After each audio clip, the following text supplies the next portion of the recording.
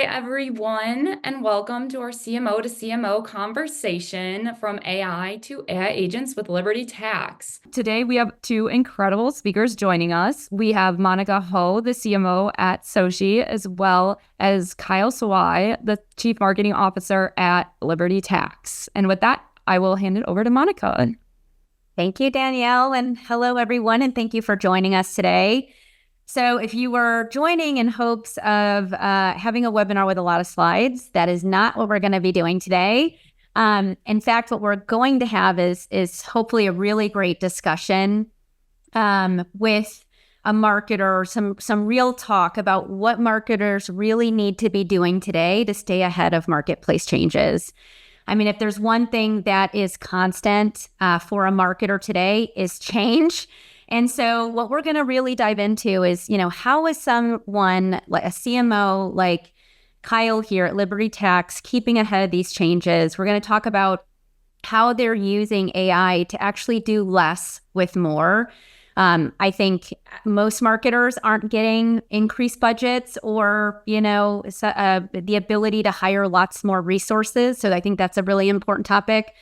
We're going to talk about, from Kyle's perspective, what's working and what's not, with some of his early learnings around AI, lessons learned from early implementation, early missteps, what results they're seeing, and how it's changing how they operate. And finally, we'll talk about how Kyle and Liberty are preparing for what's next. I think from tools to team alignment to agents, right? I think there's a lot of talk right now in the marketplace about AI evolving into agentic. So we'll get into that topic as well.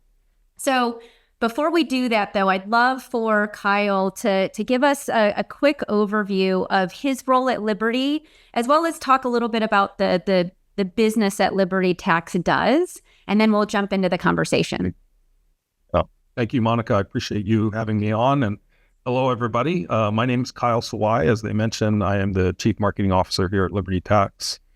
We are a professional tax prep company. We have over 2,200 locations across the U.S. and Canada. And in fact, today is Canada's tax season end day, believe it or not. So we're coming out of our busy season, as you guys can all imagine. So hopefully everybody was able to file their taxes. And if you don't have a tax person, I know where you can get one. We employ about 12,000 tax professionals across those 2,200 offices. And our goal is really to be trusted locally and respected nationally as the best tax prep option for our clients. And we really have evolved from kind of a national chain into this local trust aspect in the last couple of years. And with that, the ability to be both nimble and be on demand in terms of content generation has been a big focus for us here at Liberty Tax. So that's kind of the premise for how AI came to be within our business model, and how we're starting to roll it out, and where we're testing and where we're seeing some good movement in. Excellent. And thank you for that background, Kyle. One of the things that I want to touch on, because not only is Liberty Tax a well-known brand, but you have not just all the tax professionals, but you have over 2,200 locations, right? That you need to manage, not only, again, the national brand, but all of the presence, associated with those local locations. Right. So with that in mind, what does keep you up at night these days? Yeah, I think the biggest thing is, how do we best support those 2,200 offices, right? Our marketing team is pretty shallow in terms of bench people. We have 7 individuals, including myself, on our corporate marketing team. And so how do we continue to create enough content at a local level and then be relevant throughout the year has been kind of our struggle. And so the increase of things that we have needed to do and also still provide the support for those 2,200 locations are really kind of what's kept me up and given me more gray hairs, I think, as we've come along in the years. So, and then the other thing has really been the increasing challenge of the channel mix, if you will, or the complexities of the channels that have come up. and then the fragmentation of how we reach customers and, the messaging that we deploy in each of those channels. So combination of support, fragmentation as we've continued to experience over the years in terms of channels, and then, what messages and the type of content that can be deployed within each of those. Yeah. So, I mean, you really are needing to do less with more reverse, more with less. Yes. That was not said right. You need to do more with less. And we talked about this at the beginning, but I think that the hype around, technology enabled by AI, the future with AI agents is that it's going to be able to allow you as a marketer to get a lot more work done with less resources. And I guess in your experience, knowing what keeps you up at night, all the 2,200 locations you're managing, in your experience today, do you feel like you've had those results? And can you speak to the results that you're seeing? Yeah, I think one of the things that, so yes, we have implemented AI in several facets across the business, including our marketing organization. The thing for us that we've learned, I guess, is, and the mantra that I put out to my team is, what can we automate? That is really the crux of how we as a 7-person team need to operate. Like, what are the mundane things that we can automate and not have to worry about, that are easy to take off of our plate? And so you think about advancements in technology, we all have probably a Roomba or some vacuum cleaner at our house that we don't have to go out and dust as much. So, the minutia that still takes up time, but yet can do things autonomously. And so our CEO, who used to be our CIO, has this his own saying of this, start small and run fast. So it's, think big, start small, and run fast. And his whole notion behind how we've evolved our technology stack, how we evolve our tax platform, and then how I've evolved our marketing organization here is really about, okay, what's the big vision that we're hoping to be at and where we're headed? And then how can we integrate things in a small scale, test them, get learnings, and then implement them on a larger scale from there. So that's kind of been our goal and vision about how we've evolved as an organization. Sometimes we take missteps and have to realign or reassess where we're headed, and others times we hit it out of the park and and are super happy about where we're seeing. Yeah. You said a couple of things that I want to touch on. You said you look at AI more as automation, and how can it do like the minutia or like the low valued work, so your team can do other things. And then you talked about start small. So I guess what's really interesting about thinking about AI, like what can I automate? What are those like low value tasks that are just weighing down my team? And then, starting small. So can you emphasize those two components, and in this question, which is like, what was the first AI tool or use case that you actually implemented that made a difference? Yeah.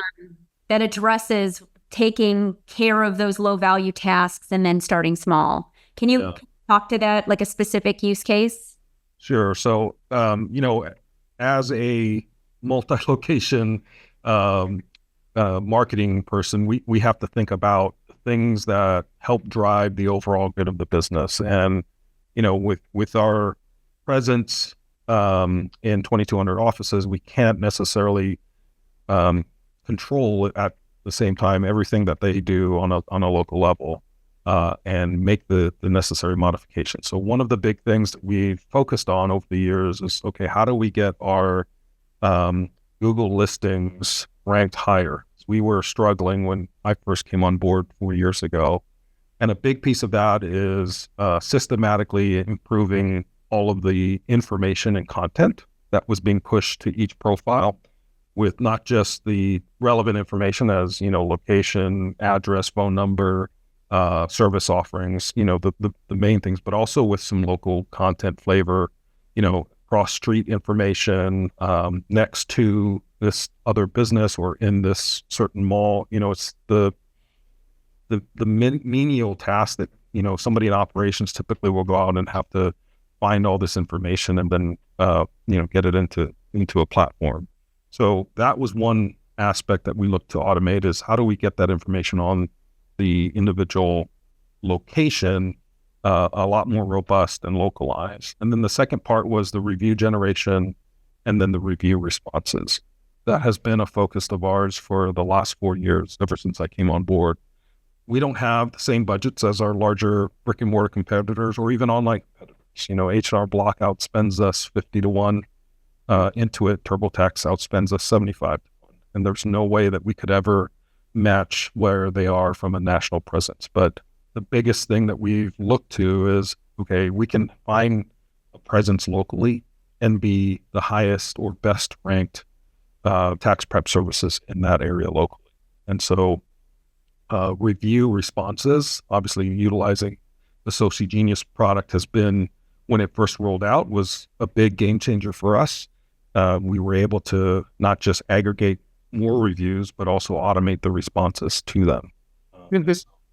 That has been kind of the big uptick for us in the last 3 years. I mean, our rankings have gone through the roof in there, and we've been able to standardize our GMB profiles. We did an audit of every single listing that we had out there to ensure data accuracy, but also have enough local flavor to be relevant at a local level. And so, the screen that you're sharing now, Monica, is, we've been able to take our average star rating, 4 years ago or 3 years ago, really, from 4.2 to a 4.91. And that's hard to do, especially when you have 2,200 locations. Our volume, though, of reviews has increased. In year one, when we first made it a priority, we moved over 1,000% increase in our review aggregation. In year two, we did a 40% increase. And then year to date, we're at 11% increase on our review volume. And we were able to do that by having a sentiment rating move from a 69% positive to a 97% positive.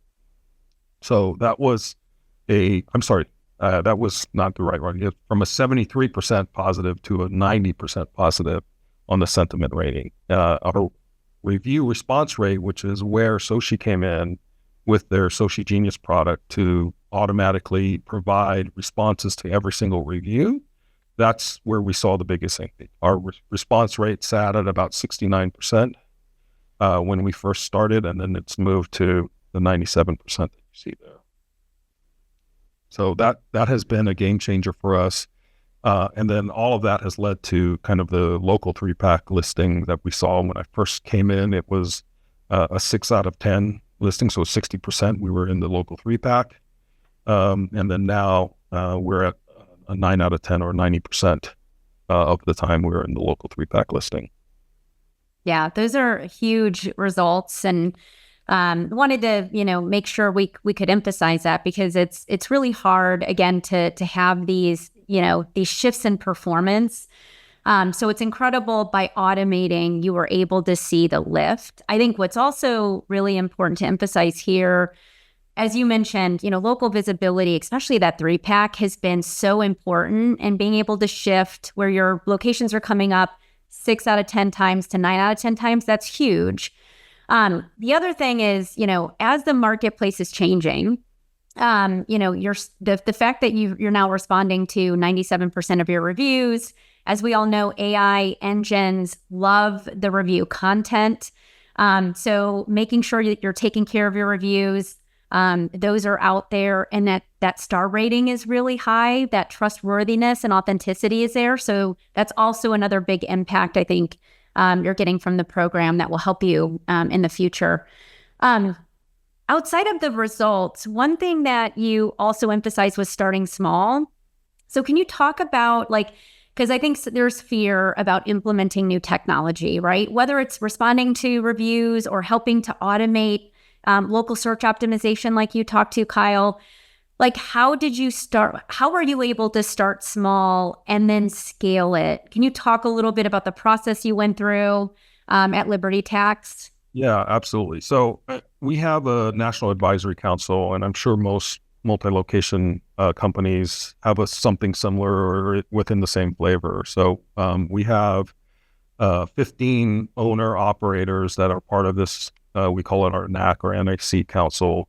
And then of those, I have 5 individuals that are in the marketing subcommittee.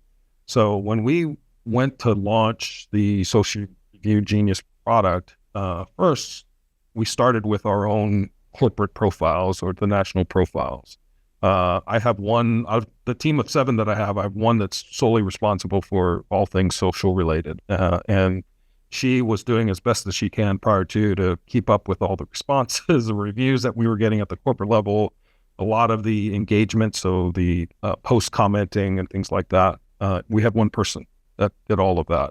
And then she was also in charge of the listening piece. And so she, really spent the vast majority of her time in tax season specifically doing that. And there wasn't a lot of time to react or take advantage of in the moment opportunities that we would see. So if there was a, national tragedy, for example, or climate issues within California this year with the wildfires, we wouldn't have been able to talk about the tax extensions that they were granted in certain counties or things of that nature, or if there's any tax-related updates that have been issued by Congress or at play that are causing confusion. 2 years ago, it was the child tax care credit that was a big issue at hand, and a lot of people were confused about whether they needed to wait or whether they needed to file. And a lot of those things were missed opportunities for us to be part of the conversation that was happening and provide that education or that kind of trusted locally and respected nationally type of position that we had. And so removing that from her plate really allowed her to take more advantage of being in the moment, generating content that was more relevant to the time frame versus just responding to and reacting to the engagement that we're seeing. So Yeah. that was the big piece that then let an aha moment to say, okay, we need to roll this out system wide, but how do we best do that? And so I looked to the 5 members of our national advertising advisory council first to say, okay, we're going to roll this out just to your profiles. And you guys need to give us honest feedback on how comfortable you guys are with the recommendations of the engine that are being provided. Would you change anything? If so, what would you change? And so we did our profile for about 2.5 months, the corporate profile. We made obviously iterations to the engine, put in more brand-centric components, and we rolled it out to the National Advisory Council for about another 2 months, and then they gave us their feedback on it as well. And so during that time frame, we were able to get it to a pretty good learning and customization for our needs. And then once the advisory council was secure in that, and this was just the marketing subcommittee, we then rolled it out to the remaining National Advisory Council members. And so all 15 of them had it for about a month time frame to play with it, to give us any additional feedback.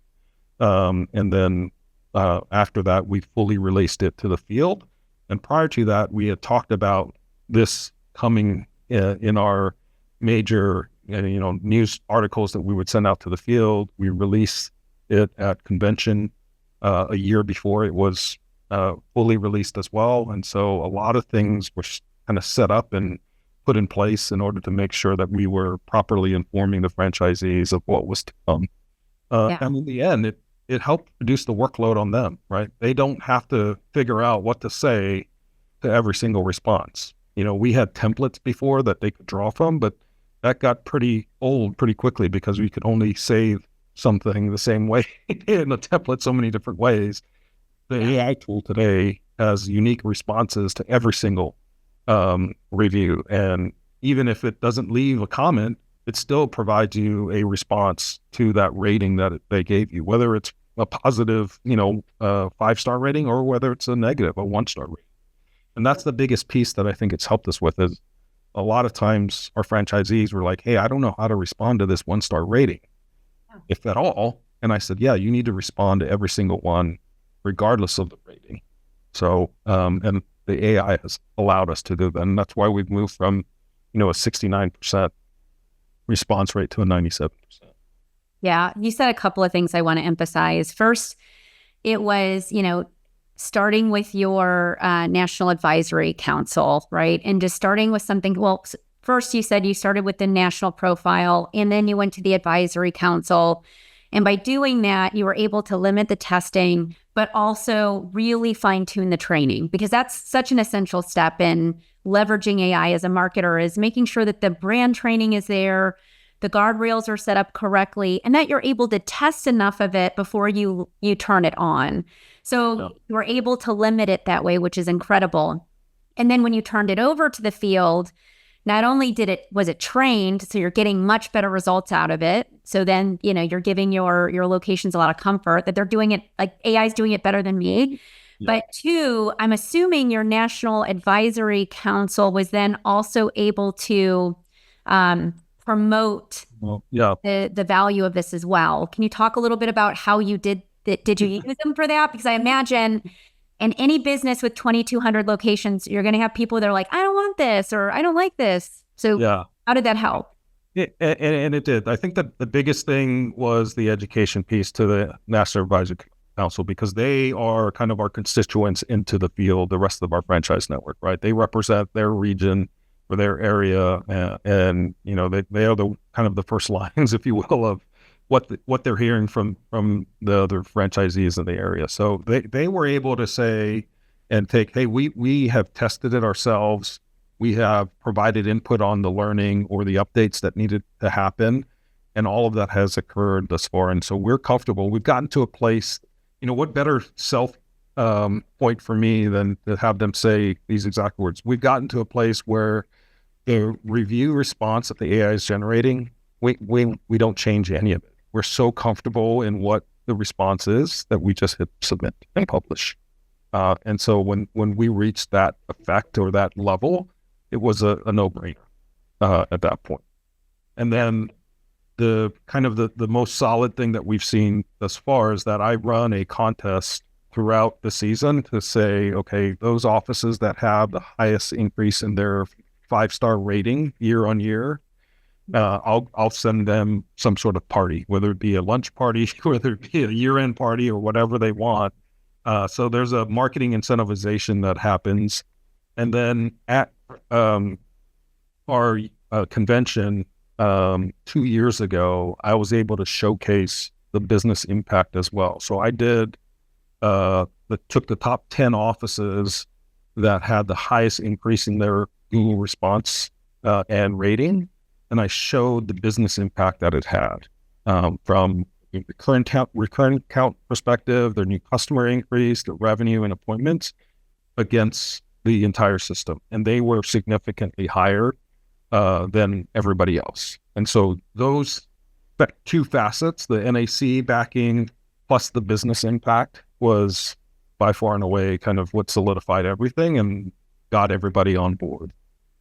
Yeah, I love the performance, like how you were able to show those that are doing it are experiencing real world valuable outcomes versus the ones that aren't. Yeah. And I think sometimes we forget that we can take our data and use it for that. But that's awesome and incredible job in terms of like getting that implemented and, making your whole location base feel comfortable with it. So you've already seen some big wins in performance based on the reviews and your local visibility with your early AI initiatives. As we look ahead, where are you most excited about continuing to fine-tune and scale AI's impact even further? Are there other areas of your business or things that you're just really excited that this will have a greater impact on Liberty Tax? Yeah, I think the component about localized content is a big focus for us as well. So, with the 2,200 offices across the U.S. and Canada, there's no way that we're able to keep track of what's happening on a local level. And to be frank, our franchisees don't engage in a way with us to be able to create that content on an ongoing basis as well. So that AI piece, which allows us to see what's happening and conversations that are happening at the local level, the events that might be surrounding that time period. I mean, if you think about the tax business, we have basically 12 weeks to get all of our business done. So how do we keep everybody engaged for the remainder of the year is a big aspect for us. And so that's the content creation and the ability to localize at the individual office level is going to be the huge win for us as we continue to deploy additional AI features. That coupled with the fact that we are continuing to remove these menial tasks from our franchisees. You know, they are ultimately the business owner and responsible for marketing their locations. But the things that we can do to make it easier for them, the better we'll be and the more profitable that they will be. So, you know, I think this world of simplification and how AI can help contribute to it is where we're headed. And I'm most excited about at this point. Yeah, that's awesome. I mean, why not let AI do the work for you? Work that you don't want to do anyway, or that you can be using your time elsewhere, right? Yeah. I guess to wrap us up, because we are almost out of time, if you could fast forward to the end of the year, Kyle, what would success with AI look like for you and your team? You know, I think, again, I go back to the mantra that I have is what additional things can we automate within our team. So if we can say, hey, we've taken these things or we have implemented AI to help us automate in these areas, that is the best way for us forward at this point. And then how do we reduce the friction or the need from our franchisees to do certain things that we have typically would have taken time or their, you know, precious time, and alleviated that in a way that allows them to refocus on their business, either from, you know, doing more returns or getting out physically in their markets and being part of their community, whether that being involved in a local community event, you know, doing some B2B, you know, type of advertising or what have you. So those are the two areas that I think would be the biggest kind of game changers for us is how do we give our franchisees more time? Because that's obviously the most precious thing. And then how do we best automate as well on our end to allow them to do that and have more time in their pocket. Yeah. Well, that's incredible, Kyle. Thank you so much for spending 30 minutes with us just to talk through your experiences with AI, how Liberty Tax is performing with some of the new innovation and tools. I apologize that we don't have any time for questions, but I really hope everyone who attended got a little insight out of today's discussion. We will be following up with the recording, and we will be answering any Q&A we did not get to in the live session. So I really want to thank everyone for joining, and I hope everyone has a great day. And thank you again, Kyle, for sharing your insights. We really appreciate it. Thank you so much. Thanks, everyone. Have a good day.